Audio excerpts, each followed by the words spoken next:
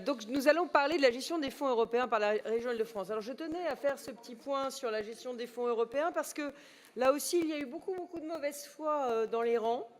Et donc mes chers collègues, comme je m'y étais engagée, je vais aujourd'hui vous faire un petit point d'actualité sur l'utilisation des crédits européens en Île-de-France. Et là aussi, vous le verrez, les résultats sont remarquables. Ils sont remarquables et d'autant plus remarquables que nous partions vraiment de très loin. Et nous avons subi pendant des années le lourd héritage de la précédente mandature. Alors oui, à l'époque, il y avait un système mis en place extrêmement complexe. D'ailleurs, un directeur des affaires internationales nommé en violation totale des dispositions du CGCT, 5 organismes intermédiaires gestionnaires, un saupoudrage des crédits, des dégagements d'office, des interruptions de paiement de la Commission européenne. Voilà tout ce dont nous avions hérité en 2016. Alors, je vais juste vous faire une petite comparaison avant-après pour vous rafraîchir la mémoire. En 2016, le taux de programmation des fonds européens qui étaient destinés à l'Île-de-France, c'est-à-dire le taux d'engagement de ces fonds, taux de programmation, était inférieur à 15%. 15%, donc 85% de fonds non engagés. Et aujourd'hui, au moment où je vous parle, nous avons consommé 100% des crédits de la programmation 2014-2020, donc 15% versus 100%. S'agissant des 430 millions d'euros alloués pour la période 2021-2027, en décembre donc 2025, nous aurons programmé déjà 60% de l'enveloppe, c'est 260 millions d'euros programmés, et nous avons déjà versé 60 millions de dépenses certifiées. Aujourd'hui, nous dépassons de 140% le seuil du dégagement d'office fixé par la Commission européenne, 140% au-dessus du seuil de dégagement d'office. C'est-à-dire que nous aurons l'intégralité des 430 millions d'euros alloués par l'Union européenne pour la période 2021-2027. Il est loin le temps où nous avions des dizaines de millions d'euros déprogrammés, dégagés d'office, parce que nous étions incapables de programmer nous-mêmes des fonds européens. C'est énorme. Sous Jean-Paul Huchon, nous avions donc perdu 80 millions d'euros de fonds européens. Avec la programmation 2021-27, nous ne perdons aucun euro. Nous allons même chercher des financements supplémentaires. Cette année, par exemple, la région s'est impliquée dans des projets européens mobilisant au total près de 20 millions d'euros dans des domaines aussi divers que l'innovation, les transitions environnementales ou encore les finances vertes. À titre d'exemple, je veux citer le projet GreenGov de 3 millions d'euros qui va permettre à la région de piloter un partenariat sur les finances vertes avec 9 partenaires européens.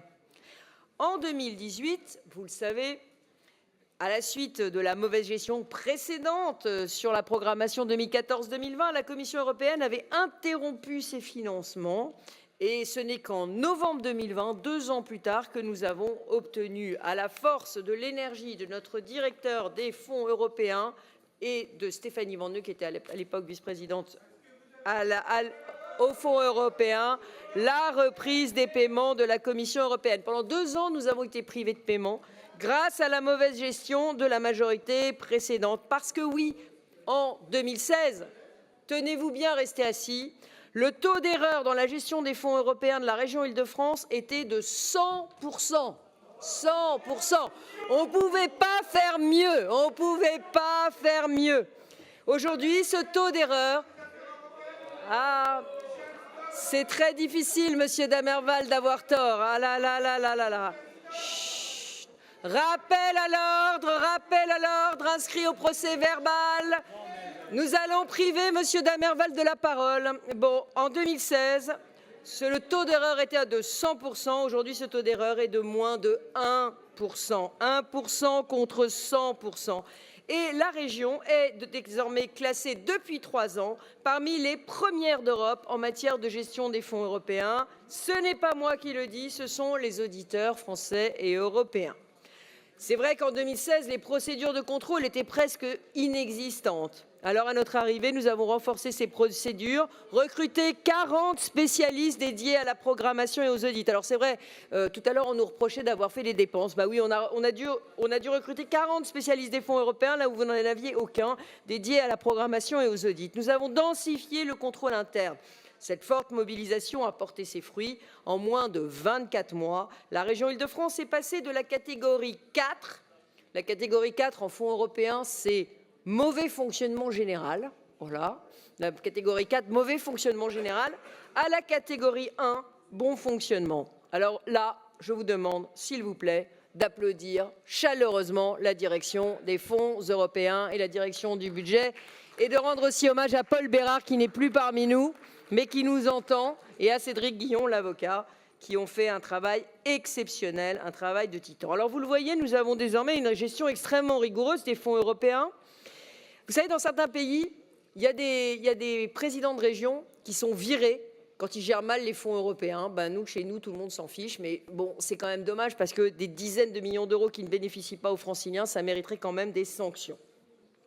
Voilà, alors, gestion extrêmement rigoureuse des fonds européens. Que faisons-nous avec ces fonds européens dans le cadre de la programmation 2021-2027 ? Parce que finalement, c'est ça qui importe. Avec le Fonds social européen, nous finançons la lutte contre le décrochage scolaire, la création d'entreprises, les formations qualifiantes des franciliens. C'est ainsi que nous avons pu financer, grâce au FSE, le permis de conduire gratuit pour les 18-25 ans, une aide concrète pour l'autonomie des jeunes, le fonds de garantie bancaire pour nos entrepreneurs, très important pour éviter les faillites, ou encore 50 millions d'euros dédiés à la création d'entreprises. Avec le FEDER, c'est-à-dire les fonds structurels, notre région soutient la recherche, la compétitivité, l'industrie de demain et la transition écologique. Le fonds Île-de-France Réindustrialisation va être financé en partie par des crédits européens. Le Sésame FEDER nous permet de financer des plateformes de recherche mutualisées favorisant les coopérations publiques-privées.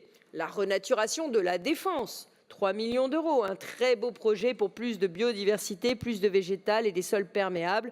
Grâce à l'Europe, l'esplanade de la Défense aura bientôt un nouveau visage. Vous le voyez, les fonds européens, quand on va les chercher, quand on sait les gérer, sont un levier puissant pour promouvoir une Île-de-France plus verte, plus innovante et plus sociale.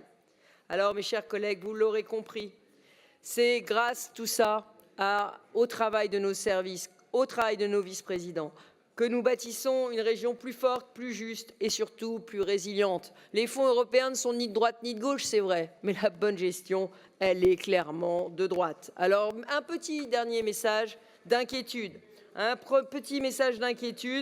Aujourd'hui, on nous parle de recentralisation nationale des crédits européens au détriment des régions. Ce serait évidemment une tragédie. Les fonds européens au niveau national ne seraient pas du tout adaptables à nos territoires, pas du tout adaptables aux priorités du moment. Et je doute qu'avec les fonds européens recentralisés, nous aurions pu faire ce que nous avons fait de manière exceptionnelle pendant le Covid, c'est-à-dire mobiliser 10 millions d'euros pour aller acheter des respirateurs et augmenter les salles de réanimation du pays. C'était une initiative de la région Île-de-France. Elle n'a eu aucun équivalent. Dans aucune autre région, elle n'aurait pas eu d'équivalent si l'État avait géré les fonds européens.